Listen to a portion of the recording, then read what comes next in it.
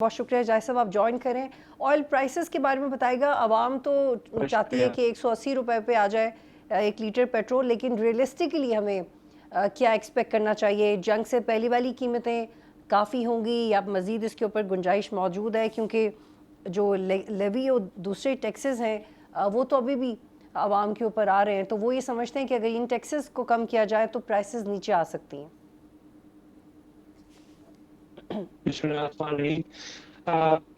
یہ بہت تاریخ کا اہم موڑ ہے جو کہ سینچری میں کبھی ایک دفعہ ہوتا ہے کہ یہ جو حالات دنیا کے موجودہ چینج ہوئے ہیں، خاص کر سے ریجن کے، اور اس میں جو پیٹرول پرائسز کی آپ نے بات کی ہے، یہ اس میں بہت اہم اس کا رول ہوگا اگلے 5-10 سال میں پاکستان کی اکانومی کے اوپر، ایران کی اکانومی کے اوپر، سعودی عرب کی اکانومی کے اوپر. اور میرا خیال ہے کہ پیٹرول کی پرائسز جو ہے نا اس کو کوشش کرنی چاہیے کہ میکسیمم گرائے، کیونکہ پیٹرول کی وجہ سے ہماری ساری انڈسٹری جو ہے نا وہ ایڈورسلی افیکٹ ہوتی ہے، ٹرانسپورٹ افیکٹ ہوتی ہے، کاسٹ آف پروڈکشن بہت زیادہ افیکٹ ہوتی ہے. اس سے پہلے بھی ہم نے یہ پروپوزل دیا کہ آپ یہ ٹیکس جو ہے ڈائریکٹ پیٹرول سے لیوی لگانے کے بجائے اس کو گاڑی کے سائز کے اوپر ڈسٹریبیوٹ کر دیجیے، تاکہ غریب آدمی کو جب پیٹرول سستا ملتا ہے. اس نے ورک آؤٹ کیا تقریباً جی ڈی پی میں 1.7% پر اینم انکریز اس سے ہو سکتی ہے، کیونکہ اکنامک ایکٹیویٹی بڑھتی ہے اس سے. دوسری بڑی اہم چیز یہ ہے کہ پاکستان کو، جس طرح ایران کے پاس پیٹرول ہے، پاکستان کے پاس سولر انرجی ہے.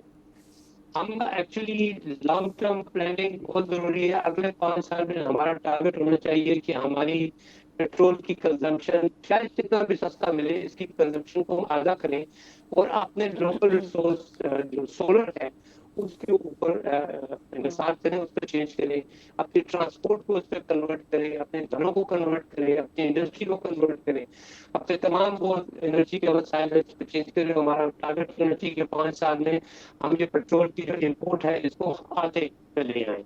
تو یہ بیسیکلی ایک اسٹریٹجی ہے جو بہت سمجھنے والی ہے اور اس کے اوپر کام کرنا چاہیے. اور طاہر صاحب، جو آئل انڈسٹری اور اوگرا کے درمیان مس کوآرڈینیشن ہے، آئل انڈسٹری کہتی رہی کہ حساب بھی غلط لگایا، لیکن جنگ کے دوران ان کمپنیز نے منافع بھی بہت کمایا. تو پھر یہ، اور یہ بہت پہلے سے، بہت سالوں سے ہم یہی سنتے ہیں، کبھی اوگرا پہ الزام ہو جاتا ہے، کبھی انہیں پتہ، وہ کہتے ہیں تو انہوں نے تو انکلوسیولی کر لیا. تو اب کس کی رسپانسبلٹی ہے to check out the prices? دیکھیے، ریسپانسبلٹی تو اوگرا کی ہے بیسیکلی، کیونکہ اوگرا کا مقصد یہ ہے. لیکن میں آپ کو فرینکلی بتاتا ہوں کہ آئی نے بڑی کلوزلی دیکھا ہے کہ اوگرا کے اندر جو پروفیشنلزم نہیں ہے بلکہ وہاں میں بزنس چل رہا ہے.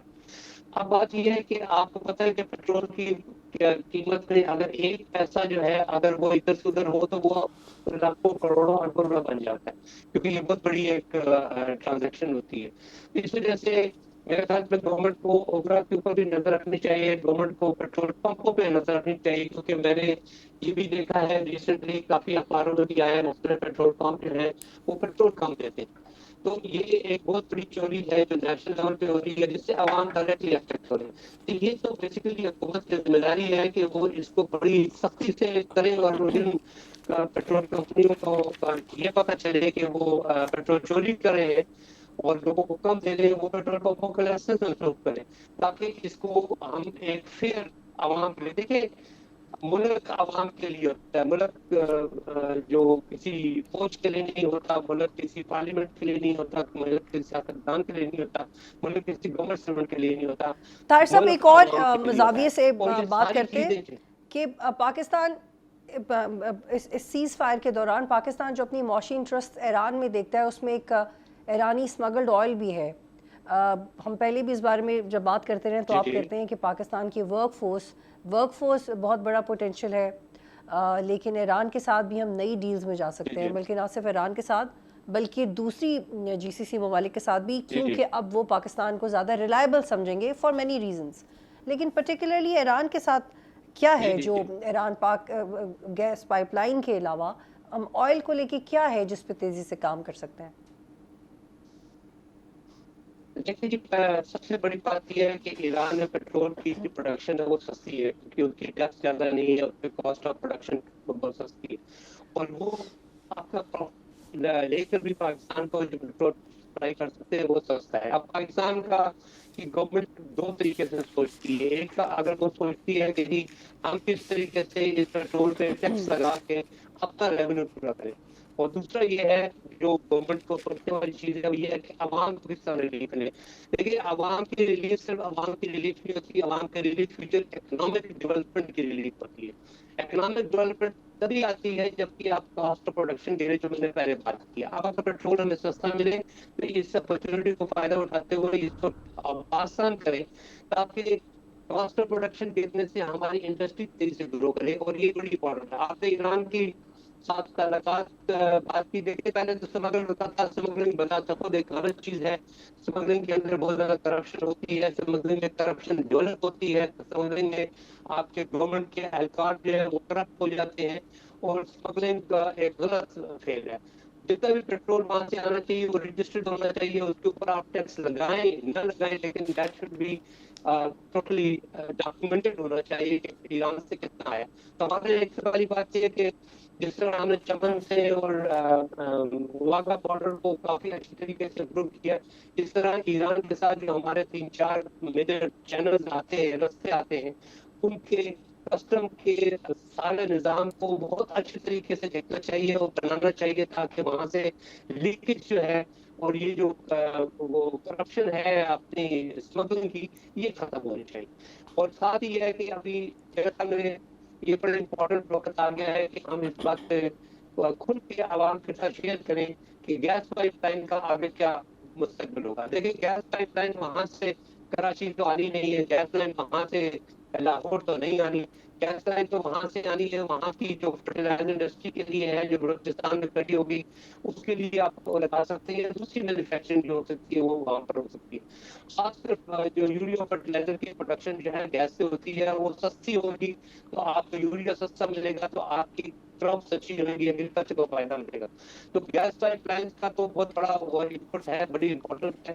اور دیکھیے بات یہ ہے کہ آپ ایک دفعہ یہ علاقے میں آمن لے آئے, لے آئے تو ایون چائنا از انٹرسٹڈ کہ وہ مڈل ایسٹ سے پیٹرول کی پائپ لائن پاکستان سے گزارے, جو تھوڑا سستا پڑتا ہے. وہ ایک وانس انسٹالیشن کے بعد, اور پاکستان کو بہت بڑا فائدہ یہ ہے کہ جب پیٹرول وہاں سے گزرے گا تو پاکستان کو اس کی جو ٹرانزٹ فیس بہت زیادہ ملے گی. تو یہ سارے اور طاہر پوٹینشیل صاحب ایف ایگزسٹ ڈی آئی کے کرتے بارے ہیں. میں بتائیے گا. بات یہ ہے کہ پاکستان کو جی طاہر صاحب آئی ہولڈ یو ہیئر. ہم نے گرین پاکستان کے جو پروجیکٹس کو جب دیکھتے ہیں, S I F C, even S I F C کے کوآرڈینیٹر نے بھی پچھلے سال یہ سٹیٹمنٹ دی تھی کہ مزید چیزیں بہتر بنانے کی ضرورت ہے معاملات کو مٹیریلائز کرنے کے لیے. تو جو ایک ایکسپیکٹیشن پاکستان میں بلڈ کی گئی کہ ایف ڈی آئی بہت آسانی سے پاکستان میں آئے گی, اس کے لیے پچھلے 1 سال میں بہت موزوں ایک ایٹماسفیئر تھا, لیکن وہ تو نہیں ہوا. پچھلے 10 ماہ میں 31% کم ہوئی ہے انویسٹمنٹ. تو اس کی کیا وجوہات ہیں, اور یہ تو پھر وقت تو ہاتھ سے نکل سکتا ہے. ایسے معاہدے کرنے کا ایک اسپیسیفک ٹائم ہوتا ہے جس میں آپ اپنی بات منوا سکتے ہیں. آپ نے بہت اچھی بات کی ہے, بہت اچھا سوال آپ نے ریز کیا ہے کہ یہ جو اپرچونیٹیز جو ہے نا یہ ہمیشہ کے لیے نہیں رہتی, یہ آتی ہوئی چلی جاتی ہیں. اور پاکستان کو ایسی کئی اپرچونیٹیز ملی جو ہم نے مختلف قسم سے تنازعات میں ضائع کیے. اس کی پیک جب آیا تھا اس وقت ایک بہت بڑا اپرچونیٹی کریٹ ہو رہی تھی جو ہم نے خراب کر دی. اب پھر ایک اپرچونیٹی آ رہی ہے اور ہمیں اس وقت غور کرنا چاہیے کہ ہم اس اپرچونیٹی کو کس طریقے سے فائدہ اٹھا سکتے ہیں. لیکن جی سب سے بڑی بات یہ ہے کہ جب بھی کوئی ایک پہلی بات یہ ہے کہ فارن ڈائریکٹ انویسٹمنٹ ہمارا فوکس نہیں ہونا چاہیے, ہمارا لوکل انویسٹر ہمارا فوکس ہونا چاہیے. ہم بہت ہوسٹائل ہیں اپنے لوکل انویسٹر کے بارے میں, اپنے بزنس مین کے بارے میں ہم ہوسٹائل ہیں. ہم ان کو کرپٹ کہتے ہیں, ہم ان کو پاکستان کا موسم نہیں کہتے. یہ بڑی امپورٹنٹ ہے کہ ہم سب سے پہلے فارن ڈائریکٹ انویسٹر اٹریکٹ کرنے کا جو سب سے پہلا اسٹیپ ہوتا ہے وہ یہ ہے کہ آپ اپنے انویسٹر کو, اپنے جو چیمبر آف کامرس کو میکسیمم بڑھاتے ہیں, ان کو 5 سال کی ٹیکس ہالیڈیز دیں, ان کو زمینیں دیں جو ان کو ضرورت ہوتی ہے پروجیکٹ لگانے کے لیے, ان کو دوسری فیسلٹی جو امپورٹ سے ریلیٹڈ ہے وہ فیسلٹیز دیں تاکہ یہ انڈسٹریلائزیشن کریں. ہاں البتہ یہ فوکس ضرور کریں کہ انڈسٹری جو لگے وہ डोमेस्टिक रिसोर्सेज के ऊपर लगे बजाय इसके कि इम्पोर्टेड रिसोर्सेज, क्योंकि जब इम्पोर्टेड पे ज्यादा डिपेंड कर लेते हैं फिर वो आपको बाद दफा एक्सचेंज का प्रॉब्लम होता है। तो आप बड़ी ओपनली कहेंगे कि 5 साल के लिए टैक्स हॉलिडे या 10 साल की टैक्स हॉलिडे है। अगर आप डोमेस्टिक इनपुट्स को यूज करके इंडस्ट्री लगाते हैं, अगर आप सोलर एनर्जी को यूज करके इंडस्ट्री लगाते हैं, तो सबसे पहले आपको अपने तमाम चैम्बर ऑफ कॉमर्स को बैठा के और उनको खुला एक लाइसेंस देना चाहिए, एक अप्रूवल देना चाहिए कि आपने जितनी इन्वेस्टमेंट करनी है पाकिस्तान में, बाहर से लाते हैं, अपनी लाते हैं, कन्वर्ट करते हैं, हम आपको 5 साल या 10 साल के लिए टैक्स हॉलिडे देते हैं ताकि आप इंडस्ट्रियलाइजेशन, जो भी पाकिस्तानी इन्वेस्टर जो है, आपका बिजनेसमैन इन्वेस्ट करने लगेगा, वो बाहर से खुद लेकर आएगा फॉरेन डायरेक्ट इन्वेस्टर को, हमें लाने की जरूरत नहीं है, वो खुद लेकर आएगा क्योंकि उसको फायदा होगा। वो चाइनीज को बुलाएगा कि ठीक है 50% हमारे करो, वो यूरोप से जापानियों को लेकर आएगा। तो आपको ये स्ट्रेटेजी गलत चल रही है। हम इसको ब्यूरोक्रेटिक प्रॉब्लम से मत समझते हैं, ये ब्यूरोक्रेटिक प्रॉब्लम नहीं है। आप अपने चैम्बर ऑफ कॉमर्स को बुलाएं, उनको कहें हम आपको बताएं क्या मुराद चाहिए, 10 प्रोजेक्ट लगाएंगे तो 20 प्रोजेक्ट बाहर से आएंगे। सब्सक्राइब करें और बेल दबाएं ताकि कोई खबर रह न जाए।